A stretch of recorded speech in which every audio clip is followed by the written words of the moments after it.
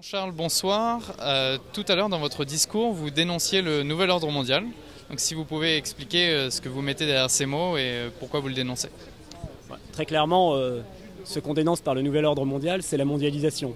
C'est la machine de guerre à tuer les peuples, à tuer les identités, à tuer les différences pour finalement imposer une société mélangée, métissée, qui sera une société de la consommation, société ouverte, pour vendre finalement les mêmes produits partout dans le monde. C'est ça, véritablement, le nouvel ordre mondial. Le nouvel ordre mondial se dote d'appareils pour le contrôler. On peut parler de l'OMC, par exemple, l'Organisation mondiale du commerce, d'autres instances, des instances militaires, l'OTAN, par exemple. Alors, le nouvel ordre mondial est en ce moment perturbé, entre guillemets, puisqu'il y a l'émergence de nouveaux blocs puissance. Et la chute principale, et la chute donc des États-Unis principalement, qui était le bloc dominant, au profit d'autres blocs qui grossissent. Donc en ce sens, face au nouvel ordre mondial qu'on a cité tout à l'heure, on pense que nous, il faut une construction, une résistance européenne, absolument. C'est-à-dire qu'on ne peut pas lutter pour nous les identitaires avec la seule France.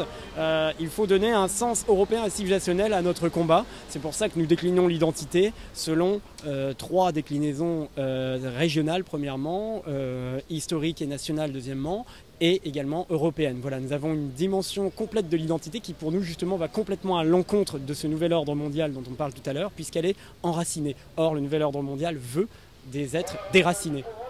Jacques Attali, qui est un grand défenseur du nouvel ordre mondial et il veut un gouvernement mondial, parle de l'Union européenne comme le laboratoire de ce gouvernement mondial.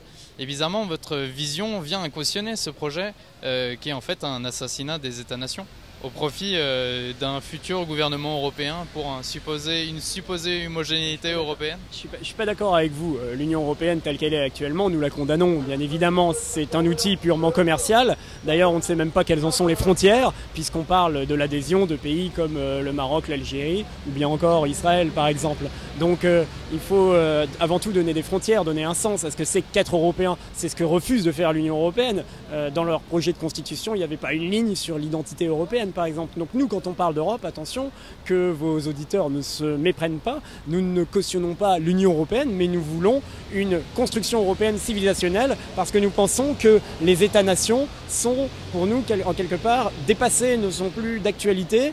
Il faut se servir des frontières souveraines d'une nation, c'est sûr, mais pas que de cela. Pour nous, il y a plusieurs échelons de protection et la protection européenne doit impérativement être activée. On voit bien quand il y a eu ce problème des clandestins tunisiens qui débarquaient à Lampedusa en Italie, que justement les gouvernements n'arrivaient pas à s'entendre, que chacun voulait se refiler entre guillemets les bébés et ne pas accueillir finalement les immigrés.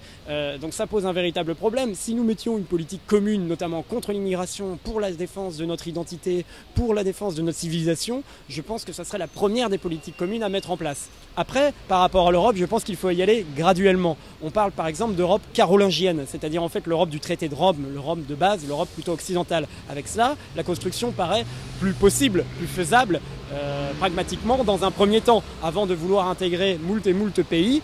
Dans ce qui devient finalement l'Union européenne, qu'est-ce que c'est? Effectivement, c'est une arme de la mondialisation. C'est, pourquoi pas, ce que vous disiez tout à l'heure, le test à échelle naturelle, si vous voulez.